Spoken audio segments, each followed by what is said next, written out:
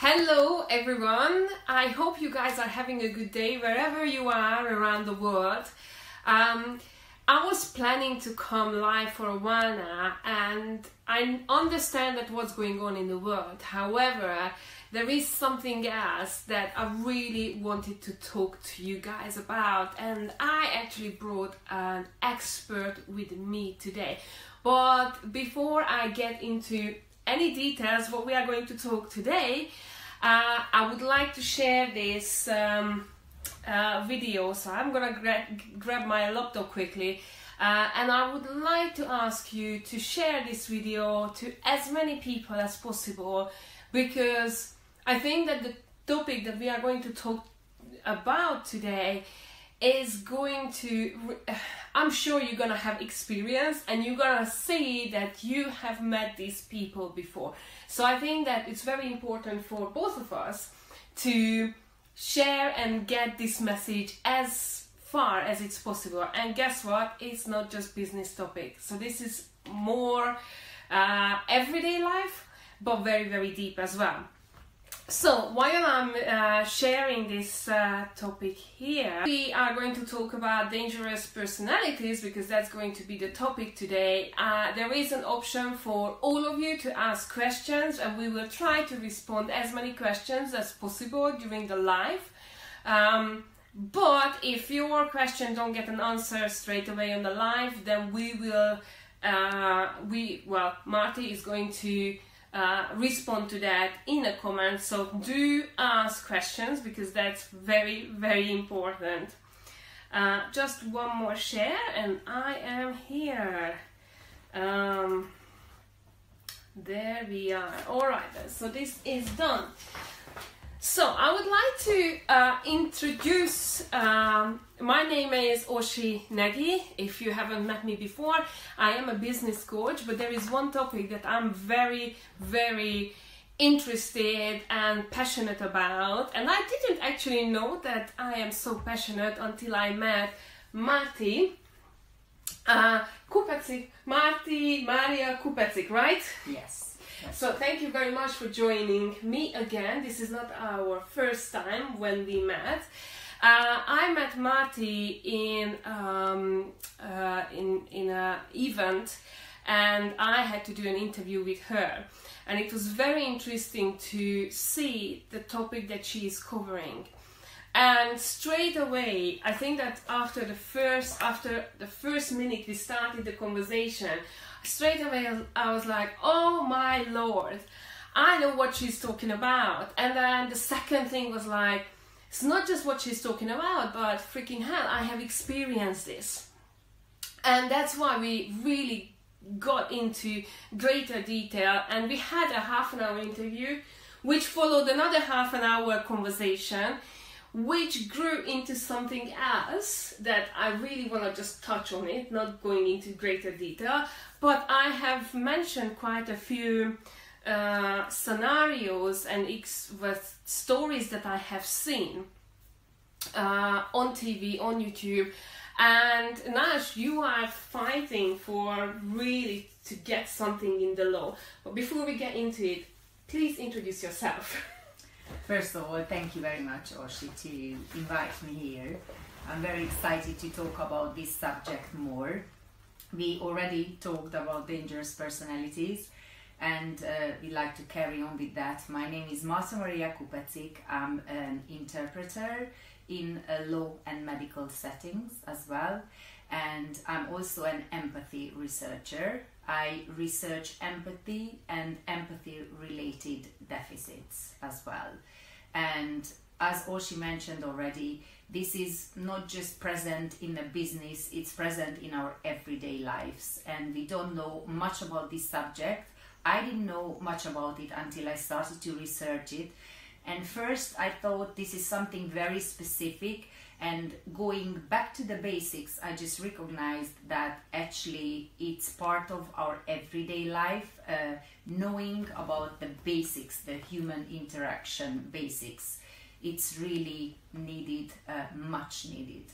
Yeah, so when I spoke to you, first of all, I straight away recognized that in my life there were three people in the past, I'm not in any relationship with them, and they were not love relationships as you would think, but they were friends. So it was one of them were friendship, the other two were more like work related examples, and we started working together, or I started working together with them. And I think that we all know that something is not quite right, but for me, and that was one thing that in the previous interview caught my attention, that everything started perfectly. So I really felt that I never had the opportunity to work with someone like that person or the other person. And the work was very easy. I kind of like felt that we are reading each other's minds. And we created, well, with some of the work that I have done, I don't regret it, and I'm still very, very proud of it. So I'm not gonna dismiss that.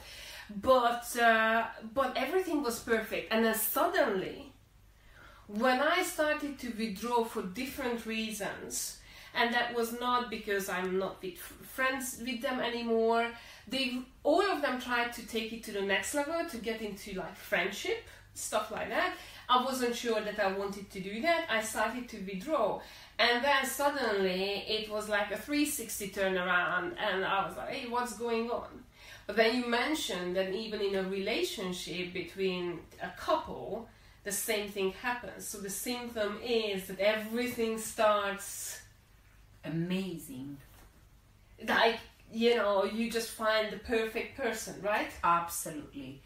You just mentioned the first red flag in a toxic relationship.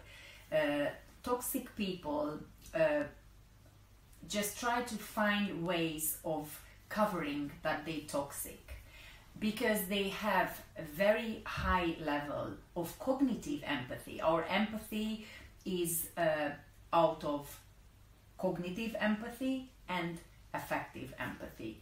And affective empathy is that we feel empathy. Cognitive is that we recognize empathy in others and recognize how other people feel and how other people operate. Because these toxic people miss being fully human being. They try to copy you. So what they do is they copy perfectly how you feel. They try to find out what you want, how you want it, what is missing out of your life. If it's a business relationship, they will create one. If it's a partnership you're wishing for, they are the perfect partner. They do whatever you would like at the beginning until you recognize them as a perfect soulmate. It's called love bombing. This is one of the first phases in a toxic relationship.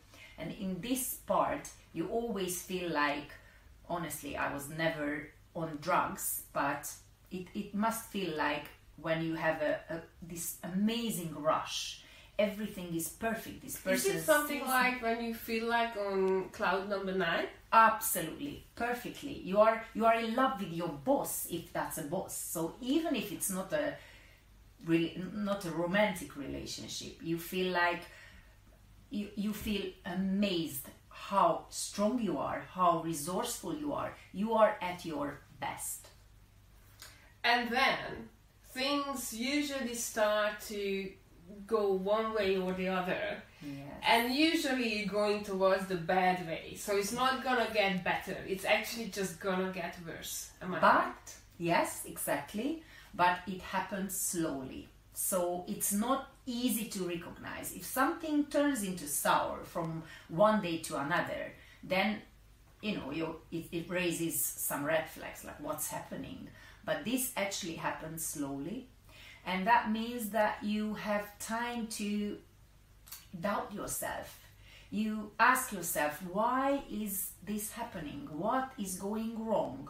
And you start to find the reasons within yourself. Because we healthy people, we have self-reflection. So we think about, what we could do right or wrong. And if something amazing turns bad, then we start to analyze the situation. What did we do wrong? What why is this happening? Is it comes as well with self-blaming? A lot. This kind of a why is this happening is the basic sentence. If you recognize yourself that you never used to be some kind of a detective asking whys, a lot of why is this happening, why is he so like never before, or why is she like never before, why is this happening, that means that your self-doubt kicked in, and you may have never been like that before, but suddenly you feel like this is not me anymore, and I can't find the reasons why are things happening this way. So this is how it starts, and then you either, if you are lucky, you get away from, at this point, from that particular relationship, which is, I don't know about the percentage, how many percent, is there any research on how many people, percentage-wise, how many can get away from it? But even when you try to get away from it, if you are with, well, I don't know whether I can use the word ill, but if the person is really ill or too toxic, as you often say, then they kind of like put a hook on you. Exactly. So how this is happening, as we mentioned, it starts with love bombing. You feel perfect, and this person is just a perfect part of this relationship, be it romantic or a business relationship. And then slowly they start to withdraw. When you start to withdraw at the beginning, they don't let you do that. They try to, put that hook, as you say, because it's important to them that you see them as perfect. At the beginning, they put lots of energy in it. So expect the absolute best until you form an opinion of them. Then they start to test you. This test phase is when they throw in some kind of a tiny insults or some kind of a questionable remarks, backhanded compliments, anything, Can you give us a couple of examples? Yeah, of course. For example, someone says to you, Orsi, you've done such an amazing interview, but if you could have paid attention, those questions were asked, and if you could say more about the actual subject, you've done a perfect job, but there are lots of buts. Mm-hmm. So backhanded compliments is a disguised compliment. Mm-hmm. It's not something that's coming from a heart. It's not constructive criticism. Mm-hmm. It's bad criticism, which is to insult you in a way. Mm-hmm. Mm-hmm. So then it starts with these testing phases. What's the next step in their life? So basically the testing for a toxic person, and toxicity is on a scale. So it's not like someone is highly toxic or not toxic at all. It can be a little bit toxic, like someone who is gossiping often, or a highly toxic person is someone who is making another person's life hell. Just to give you a so let's just differentiate here. We're not talking about everyone and every relationship, but we're talking about when someone makes another person's life hell. Yeah. This is where we are going, extreme. And this is the extreme. Yeah. Because just because you have disagreements, for example, in any relationship, that doesn't mean that you are dealing with a dangerous personality, right? Yeah, absolutely. Basically, dangerous personalities are a caricature of human nature. Mm-hmm. For example, we can be nasty to each other sometimes, but we are not nasty all the time, and we hopefully don't take pleasure in doing so. So if someone is continuously lying, for example, a notorious liar, is not a healthy person who may lie time to time, because that's in human nature. We are imperfect. Mm-hmm. We have to protect our egos, and that's why we use lies as a protection. If someone lies all the time, that's a toxic protection which actually poisons another person's life. Now let's I would really want to go into examples in order to for our audience to see. And guys, I just want to remind you, if there is any questions, please put it down in the comment section and we will try to answer at the end or whenever the question comes up, and you will get an answer. One way is sure that you will get an answer, maybe not in live but in writing. But I just want to really examine a couple of examples that I have seen, because interestingly, since I have been in contact with you and we have talked about this several times, I've seen, and I directed you to a case where unfortunately a lady is in prison because she was in a toxic relationship, and the guy is another creature, I would say. Can you talk about this a little bit? Yeah, sure. First of all, thanks for raising my attention, because real life examples really help me to see this thing and help to find ways for other people to understand how toxic relationships really work. In this case, the woman was trying just to save her own life, and the partner, the ex-partner, for example, is one of the few, because there are a fewer percentage of people who are diagnosed with any personality disorders. This gentleman is personality disordered. He has actually an official diagnosis of it, which I must mention, sadly, most of the highly toxic people are not diagnosed. Despite the fact his words were so powerful that this lady is serving a long-term sentence because of what he was stating in front of the court. Yes, I mean, I think that she got just over 10 years in prison. Exactly. Which was actually self-defense as far as people can see it.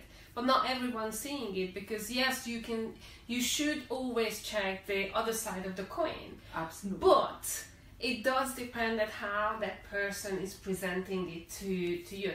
Am I right to say that these people don't really have feelings? It is very, very extreme cases, or you know, they for them, as you mentioned before, you said this, that for them, for example, lying is like a natural thing. Us. Yes, just like talking to us. So that's, they don't have bad feelings about that, right? Yes. These people have a so-called atypical brain. If us normal people with normal usual brains have a typical brain, then they have an atypical brain. It's very important, because this subject doesn't seem to be so science fiction like, if we talk about it this way. Imagine that their brain looks totally different from us, and you can see that by not just looking at a picture of the brain, but also how they behave. They behave, I mean, as higher toxicity is present, as more toxic the person to the fellow humans is, and as more and more signs you see if you watch out for it. Because if you don't know what to look out for, you won't recognize these signs. You will only recognize something is really strange with this person. And this red flag is keep coming up, but you can't really put it into a conscious frame, because your subconscious senses that something is not right, but you can't really put it in any kind of a knowledgeable frame, and that way you cannot identify what's wrong. And this is what keeps people in toxic relationships, because just previously asked me a question like, what's the next phase? The next phase is that you are hooked, you think this person is brilliant, and he comes up with the testing like, how much do you take?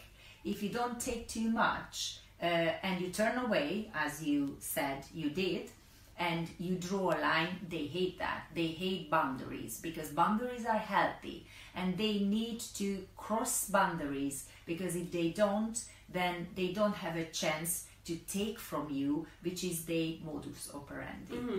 We went through so many examples prior we came on live, and you actually, there was one thing that really caught my mind is you mentioned before that they are energy vampires, but also they can have physical effects on you or on the person that they are hooked onto, right?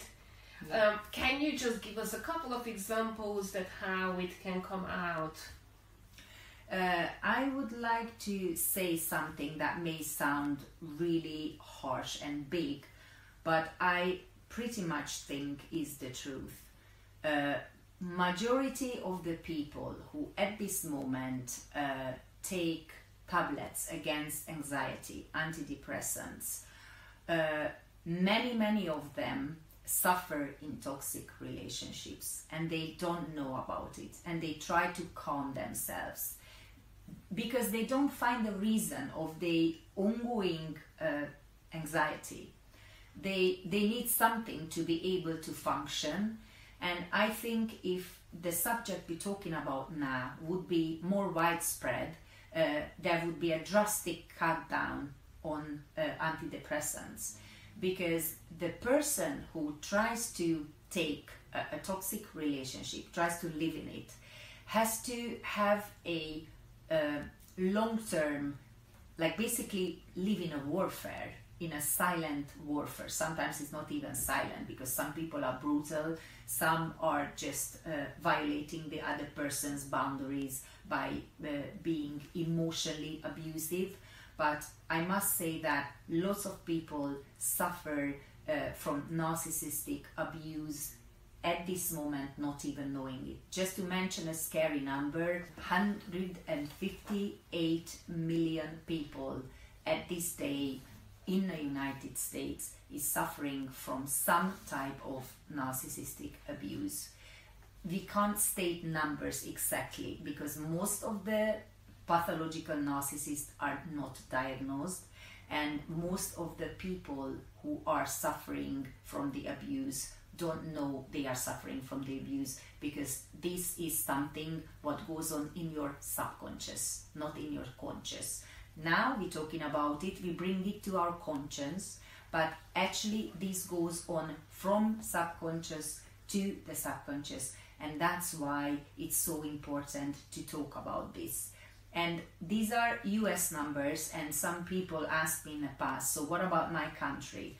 And I say that the absolute minimum 50% of any westernized countries have the same problem.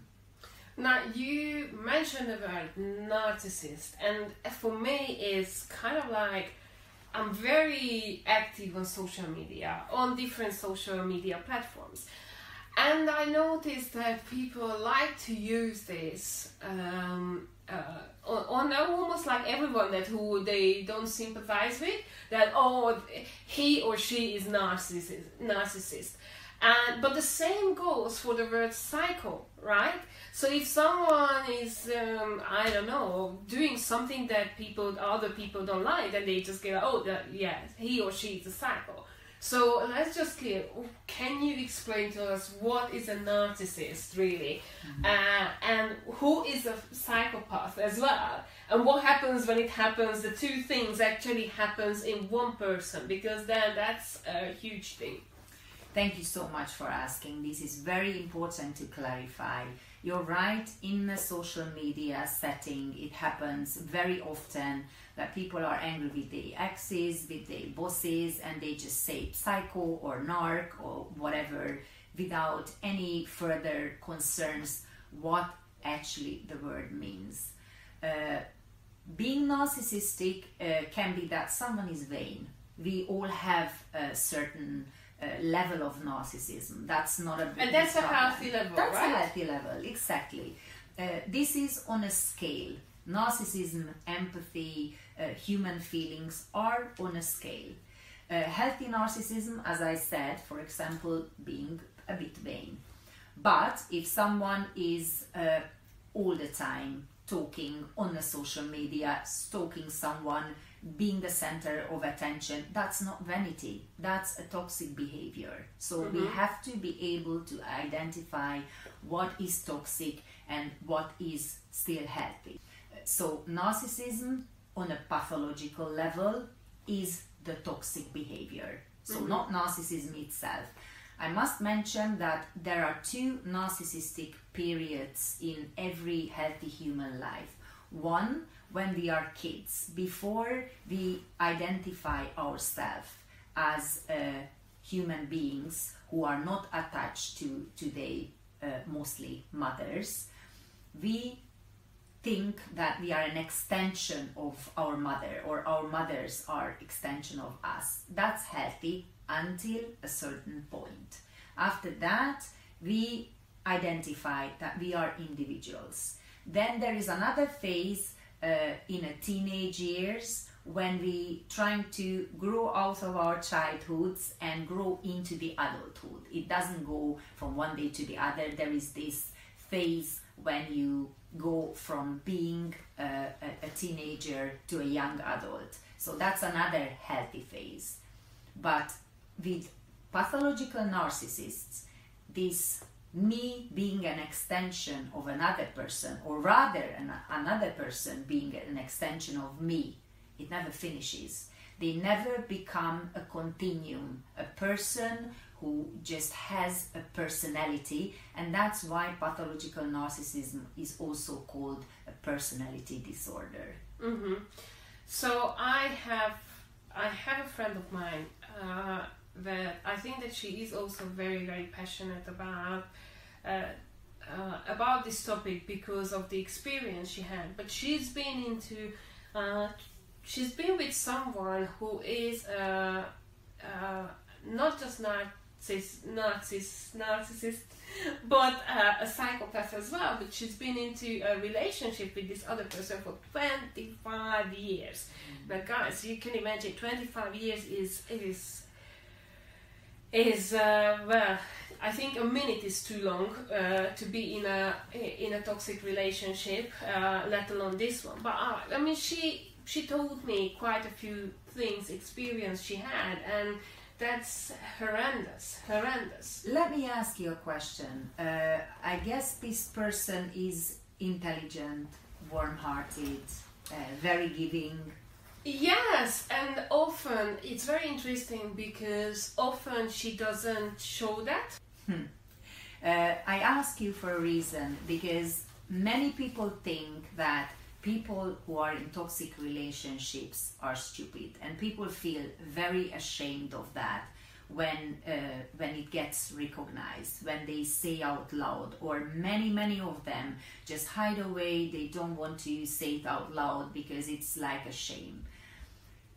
If you are a victim in a toxic relationship, you always have a chance to become a survivor. Never forget that. Please recognize not stupid people get into toxic relationships on the victim side, but actually highly intelligent people, especially emotionally intelligent. What we don't know, because we never learn, we never hear that, and none of the popular books usually contain any information about. Until 7 years, we download something from our parents or caregivers, our basic survival method. And if we're coming from a dysfunctional family, these self-preserving, emotionally self-preserving methods will be out of the norm. It will be enduring pain on a high level if you are a highly empathetic person from the genetic point of view, or you will download in a dysfunctional family your toxic parents' self-preservation methods emotionally, which will be you being a controller, a taker. It's subconscious. We all try to preserve ourselves emotionally and try to use self-defense mechanisms. We're human with a fragile ego. We all need that. So that's not a problem to defend our egos. The problem is when our self-defense mechanisms are toxic, and these are the ones what controllers use. Bullies, yeah, great example, bullies, yes. I've seen a movie, and it just reminded me, bullies and bullying, that often what we see in the media is, for example, mass shooting in a school usually happens in America. It's unfortunate it happens, but we don't know that what is behind that. We don't know that that person who actually pulls that trigger, what they have gone through. And actually there is a movie I've seen which shows, I'm not sure whether it's taken in the northern countries, one of Norway or Finland, one of these countries, where it shows that bullying, there was a boy who's been bullied in school over and over again, and there was just one person who was standing by him and what they have done. And watching that movie and what is the consequences, you understand that, oh my God, if I would have gone through, there is, I would have done exactly the same thing. Yeah. Because the suffering is just too much. Exactly. What you just mentioned, the suffering is too much. These mass shooters, that's not happening from one day to the other.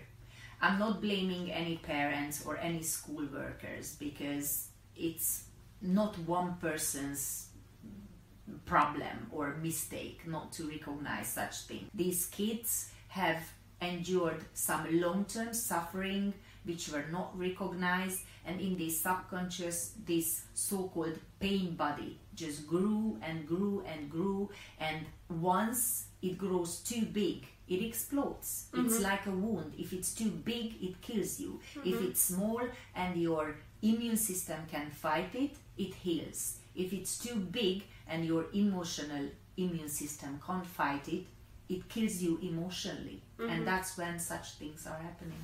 I think that, am I right or not? Maybe I'm not right, and do correct me. But often we would see these bad relationships in a romantic relationship, right? Yeah. And then it's when it comes to like workplace, it's I think we don't take it as serious, maybe, because oh yeah, he or she is the boss or whatever, and then you just blame it on that and actually don't let yourself to come out. But there is one thing that we were talking about this, and I really want to read it. Where is that little? Yeah, when we say that didn't happen, and if it did, it wasn't that bad, and if it was, that's not a big deal, and if it is, it's not my fault, and if it was, I didn't mean it, and if I did, you deserved it. Yeah, that's exactly how a pathological narcissist thinks. But they don't show you how they think, they just create the actions around this kind of a belief. They truly believe that they do everything right, you do everything wrong, everything happens, everything good happens, it's because of them, and everything bad happens is because of someone else. So basically they think that what they are doing is absolutely fine because they are, I don't know, saving the world from you. Yeah, absolutely. I mean, in their mind there is black and white. They know that they can't show. I mean, don't think that these people are silly. They actually very clever in certain ways. They have a very high cognitive empathy. They can detect how you feel, what you want. They can create situations that it looks like they are more of a victim than the actual victim is. So they're very good at hiding how they actually work. And their brain works exactly the opposite as yours. You feel like saying the truth, they feel like lying and tricking you because you don't expect someone to lie continuously. Is that conscious behavior from them or unconscious? I believe that when toxic people are kids, they try to be honest first and show some feelings. but what they recognize that how they behave, it causes people to withdraw from them, and they recognize that they actually need other people. And here will be a good example in between pathological narcissist and psychopath. Obviously, we don't diagnose kids because they are still in a developing phase. Their brain can still be developed from a toxic to a more normal. If we're talking about adults, pathological narcissists need other people as a supply, emotional supply. They need others, not in a partnership way, how we need each other. They need people just to, like, you know, how you need for your phone the battery charger. That's exactly how they need you.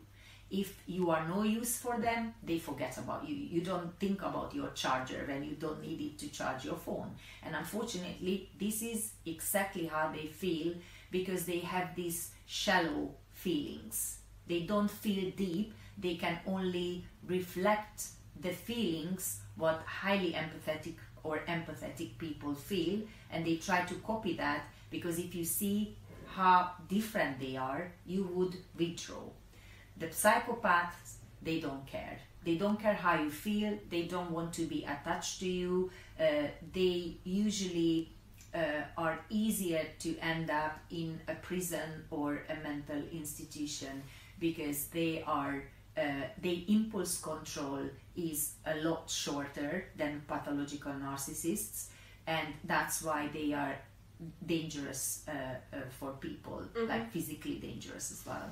Let's talk about symptoms, because now what's happening around the world, everyone talks about symptoms of the virus, but this is, I think that we can kind of like pull a parallel in between the two, that this coronavirus has symptoms, but come on, narcissistic people, they have symptoms. They can't just, or can they just go around on kind of like under the grass and just pop out suddenly? Or is it something that you can actually see, feel, notice, either way, that can bring you some, hey, just hold on, stay away from that person? Well, Joe Navarro, an ex-FBI agent profiler, has a wonderful book called Dangerous Personalities. It talks about the 4 most common personality disorders, and it talks exactly about what you mentioned now, that these people are able to hide their toxic behavior because they want to survive. Every human wants to survive, of course, and we all choose the survival methods closest to us, whatever our genetics and our upbringing allows us. And that's why some people just automatically, I mean, we don't think about these things. As we said, it's all subconscious, and it all goes to certain direction, and it gets strengthened into that direction. And that's why it's so important how you grow up, because you may have some genetics, some more negative genetics from the social point of view. But if you are ending up in a pro-social family, you may end up being a valuable part of your human environment. Let's see, Jim Fallon is a brain researcher, and he is actually a psychopath. I mean, he has examined his own brain, and he is a actual psychopath. Still, he is a valuable part of his human environment, and he does something amazing with the work he does for other humans.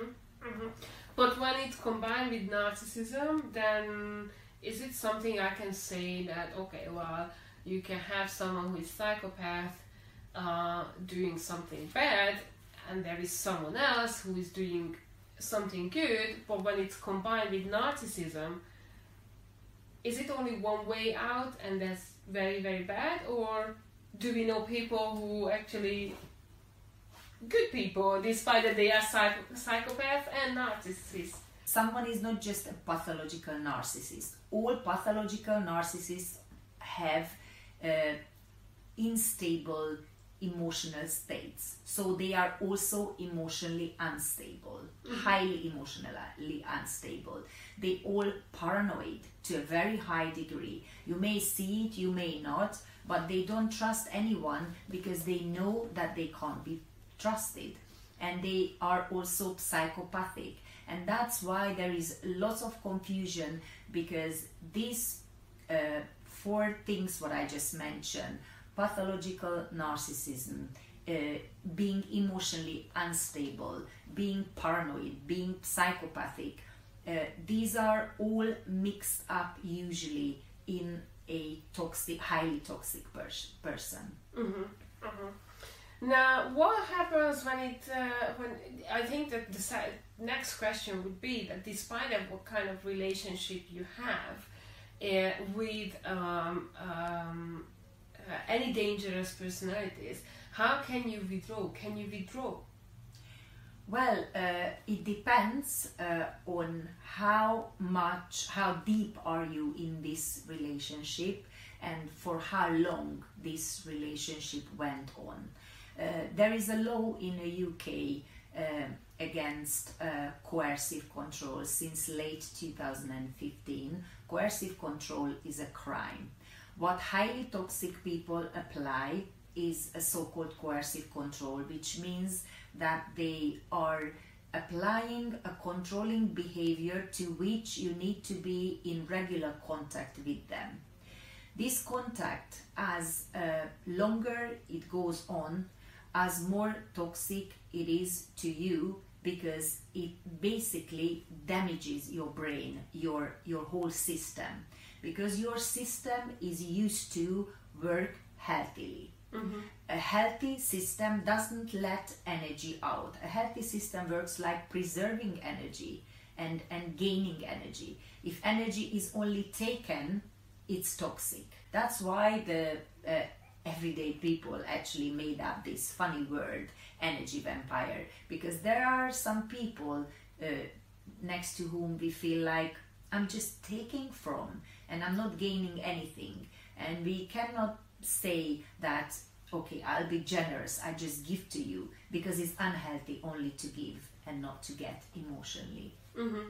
It's interesting because it just reminded one of the work relationship I've been into, and just one sentence came back when I was saying that, well, you know, I put lots of money into this thing that we are building together, and then the response was that yes, but my knowledge that I put in worth exactly as much money as you put in.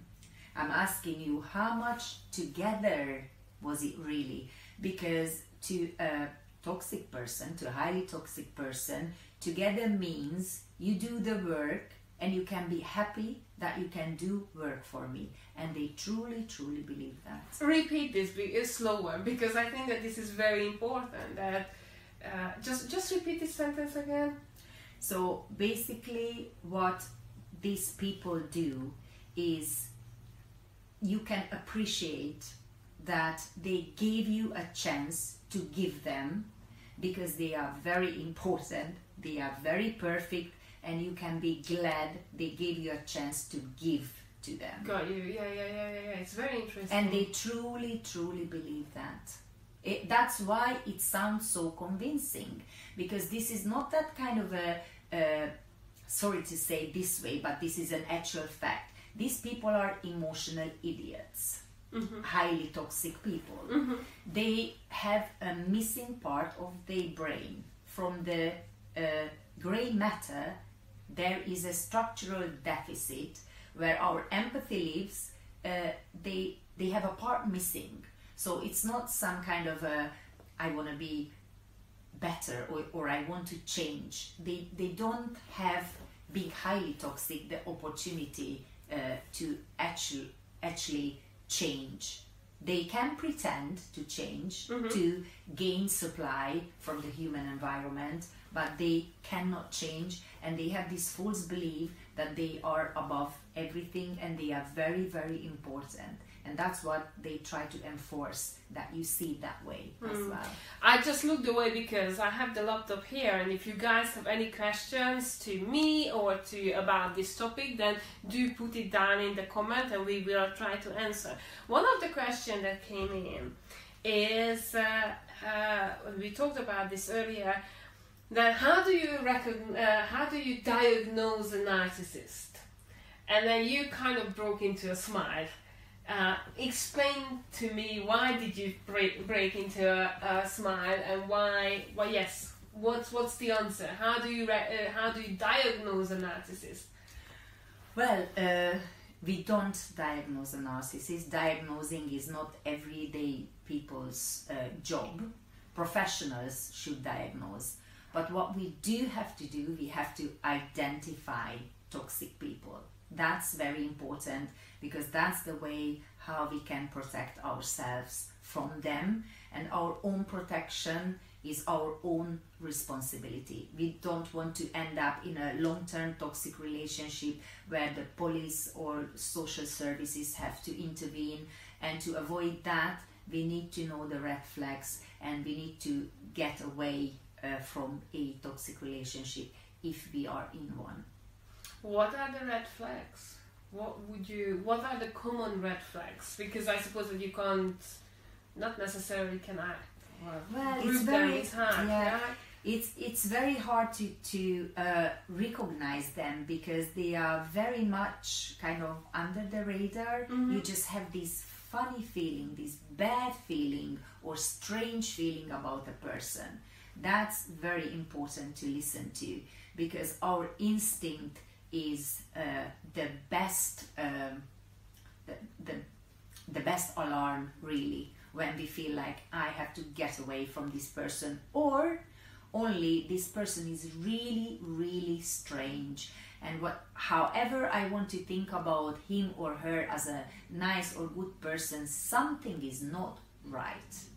If you have this feeling something is not right, don't ignore. Try to think about it, why you think that way. Pay attention how this person behaves with others. Look at them, how they treat people who they work with, or look at their past as well. Look at their friends. Do they have true friends, or do they have friendships which they call friendships but they rather use people? Think about how they talk. Do they look into your eyes? What do you see in their eyes? It's very important. The eye is really the mirror of the soul.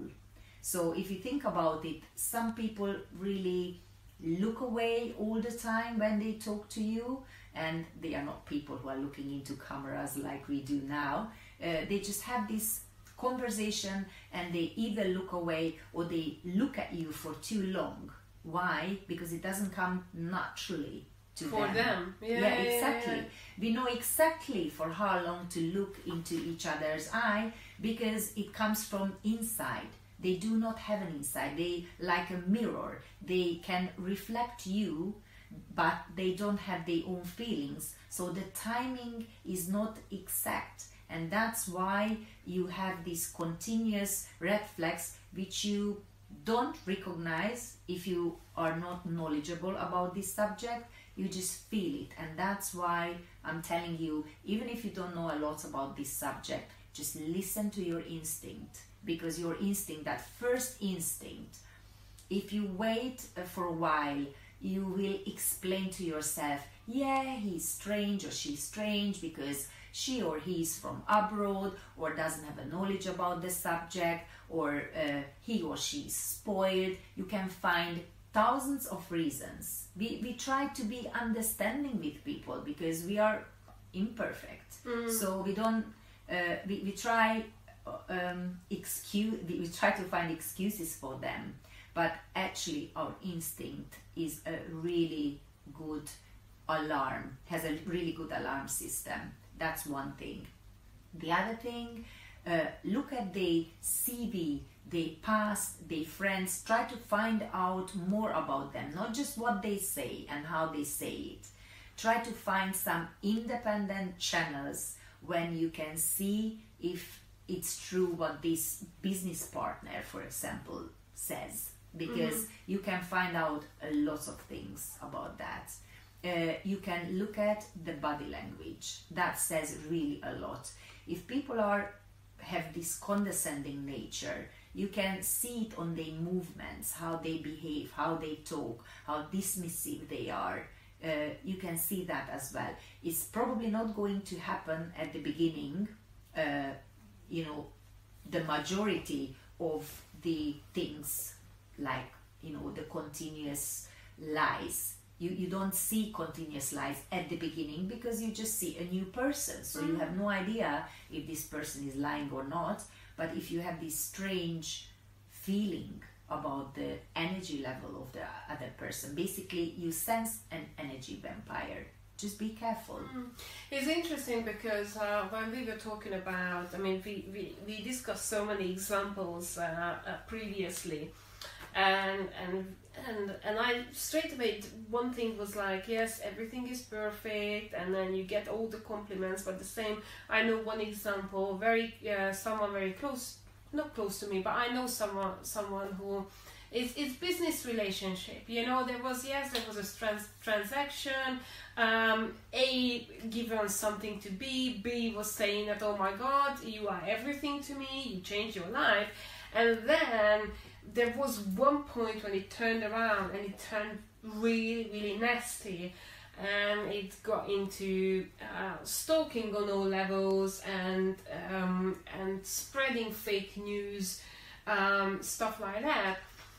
And interestingly, that what can we do by law? Is there anything that can protect the kind of like normal people from them? How long we need to take this,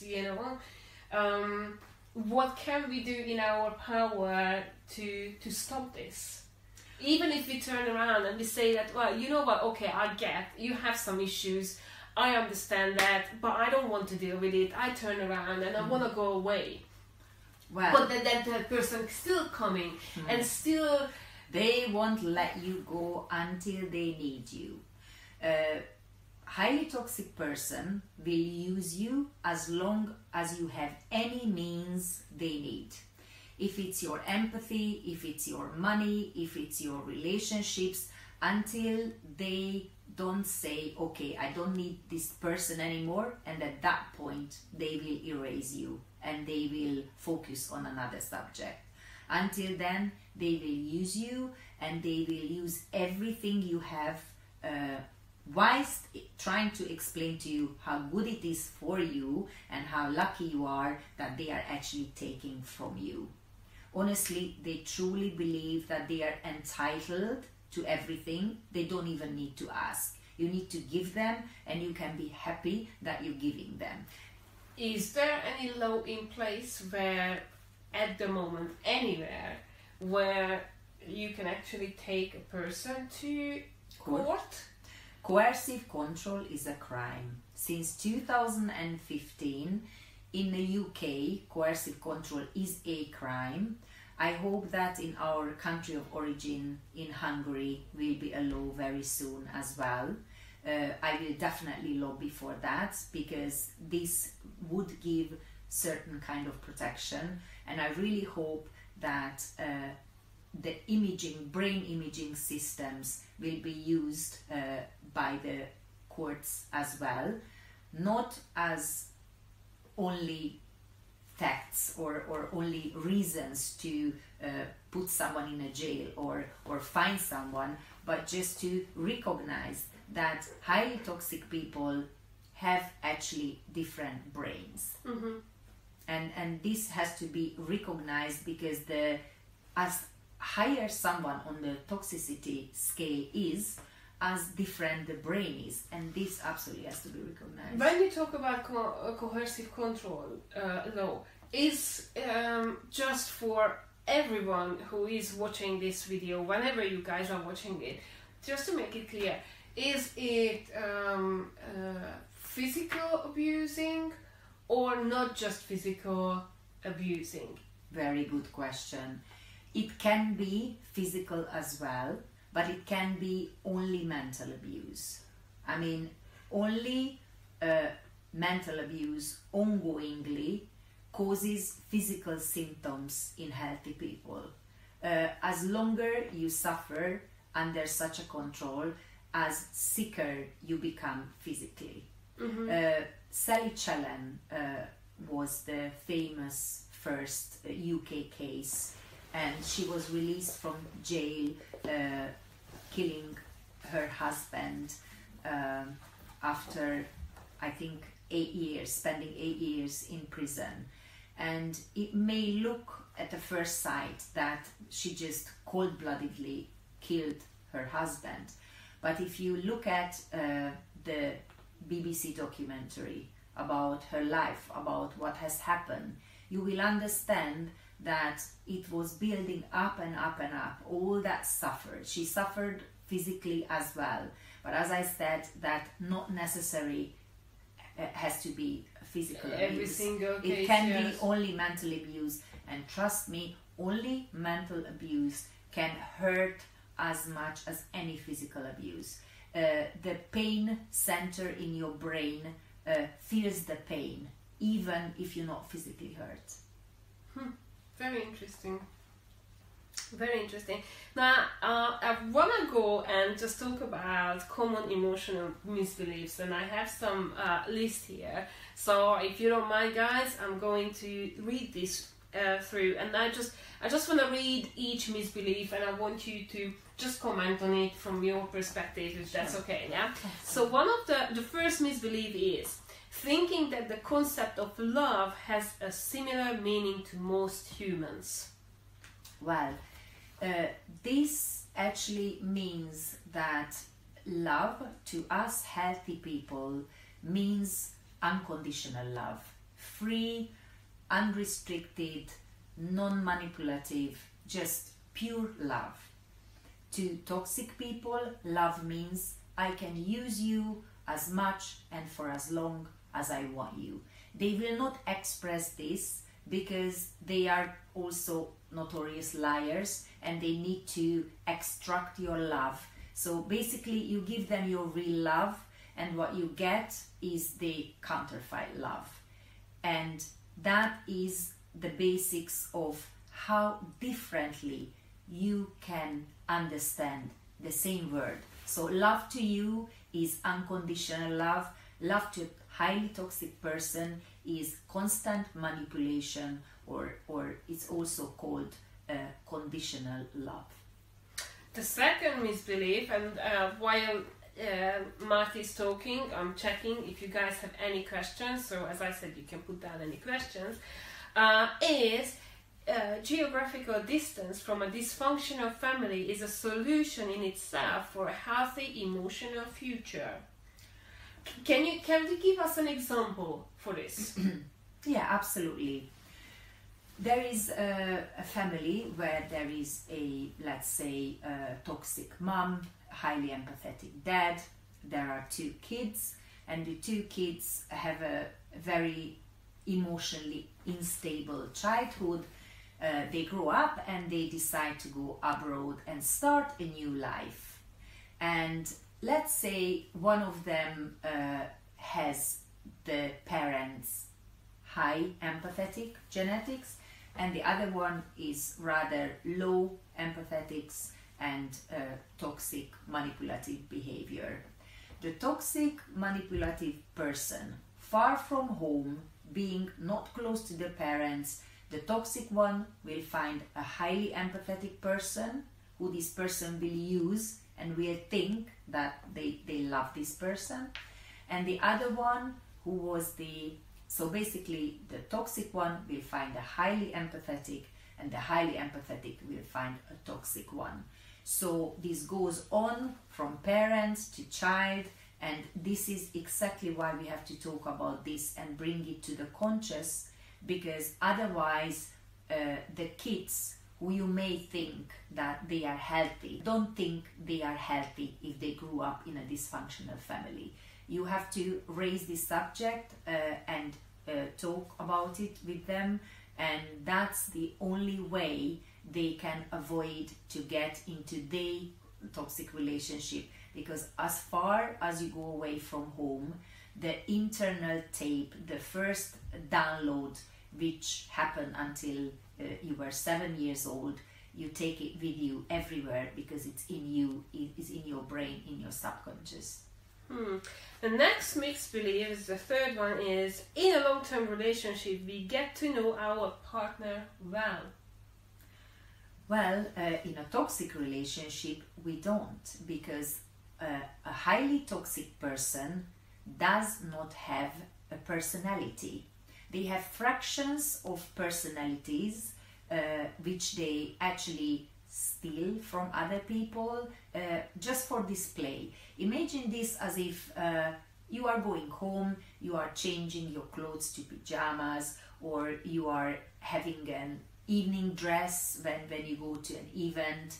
This is how a toxic person can change personality traits, but they don't have any of the good ones. They are copying the good ones, because to have good personality traits you need to be a continuum, a person, and they are not one. They are fractured individuals with not one personality, but actually just a fracture of a human being whose affective empathy, the actual feeling of connection is missing. So they cannot feel with you, they cannot feel what you feel, they can understand cognitively what you feel, but they will be never able to actually go on that connection level you naturally are able to connect on. It's great that you said that never. So it just reminded me saying that means that it's not something that you can say that I will change that person, because you will never be able to change that person. Am I right? Highly toxic persons we are talking about. So as I said, toxicity level is depending on how much empathy, affective empathy is present. If someone is highly toxic in a high end, that person will hardly change, because what they think is they are perfect as they are. The arrogance grows with their toxicity, and to them it looks like, I'm perfect, why would I want to change? Do you suffer? I don't feel that you suffer, so how would I understand your suffer if I cannot feel with you? Interesting. Next misbelief is, only love can create a strong, long-lasting bond. Well, it would be nice, and only true love can create a long-lasting bond. Unfortunately, trauma bond looks like love from the outside, and also to the people who are unaware of toxic relationships. People who are watching this video, please look up what Stockholm Syndrome means, which is a toxic bond, trauma bond. Actually, I'm gonna interrupt you here. I decided while we were talking here that I think that we should link everything, all these that we referred to. So the John Navarro book, we will link it into in the comment section where you can get it. This is not promotion of us, or we're not getting anything from it, but it's just really get it out. But we will, if you can just put some, what is Stockholm Syndrome, so people can just click on the link and then just take it from there.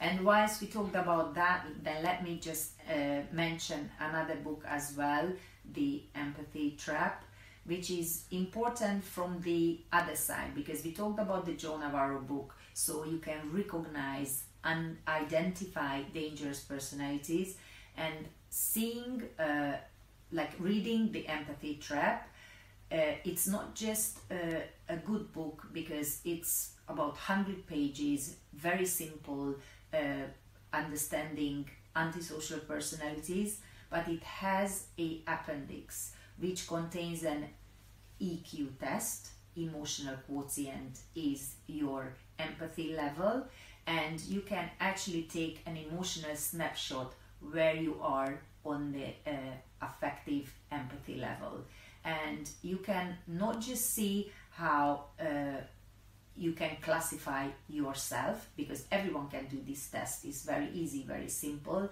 but also many unrecognized Aspergerians can identify themselves, which is not a toxic state, but it's very important that some people whose cognitive empathy is kept are Aspergerians who in the old times were not identified. For Aspergerians who are not identified, helps a lot to identify themselves and search for their condition, and their life is becoming easier whilst knowing if they have this condition. And just finishing, I think that there are a couple of questions that we discussed here, Sure. but I just want to go through. So there is a huge number of the narcissist abuse. What is this number? And if we can just I think that we mentioned this, or you mentioned it earlier, but just as we are finishing off, then let's mention it, that there is a huge 300 million US citizen. Roughly 300 million US citizens are in the United States, and roughly 158 million people in there are at present under some kind of a narcissistic abuse. That's a lot. That's a lot. That's half of the population, and that's representative. This number is representative to all the westernized countries as well. Wow. And why do you think that, or what's your personal view, and what's maybe if there is any official view on that, why such a huge number? Because this subject is not talked about enough, and also that we are not schooled about the subject, because our parents mostly don't know about this. They cannot pass it on to their kids. Mm-hmm. And as I said, the subconscious misbeliefs, the subconscious behaviors which doesn't help, they pass it on to their children subconsciously. Mm-hmm. And to change something that subconsciously is ingrained in your brain, you can only do that by talking it consciously and repeating a good behavior and creating some positive connections in your brain. Otherwise, you will not be able to change it. So that's why talking about it is so important, because if there is no talk about it, it's just getting passed on from parent to child. And because of there was no talk about it, and also some the interpersonal relationships have changed, the so-called fashion has changed in westernized countries. Parents don't have so much time for children anymore. There is no education on emotional intelligence basics. These are all part of the problem. Mm-hmm. Mm-hmm. Why is it important to understand the meaning of words? So I mentioned that we say that psycho to everyone who just simply don't behave in a way that we want them to behave, right? Or narcissist to people just because they are maybe a little bit different than us, or they do, as you said, they are vain and vanity is there, but that doesn't mean that you have to tagline them with certain words. So why is it? And I think that if you guys have watched this, then you have clear understanding of what each word means, really. Well, we have to be aware how we communicate, what words we use and why we use them. If we use words like psycho or narc or whatever all over the place, first of all, it's not going to have a weight.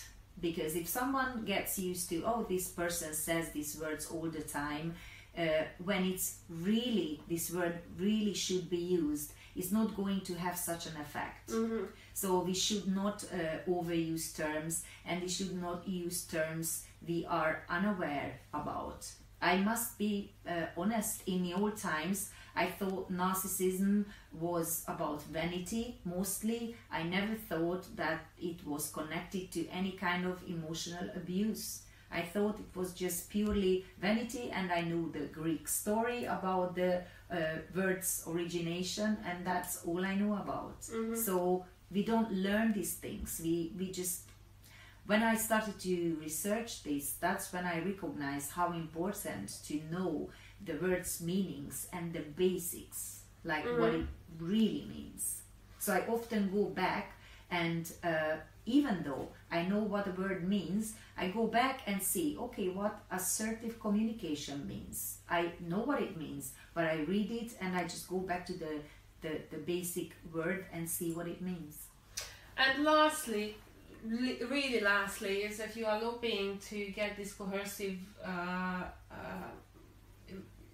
control is a crime.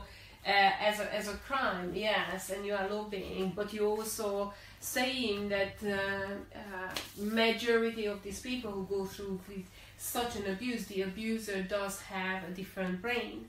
Yeah. So what's your aim with that? That showing these pictures, brain pictures, use them in criminal cases?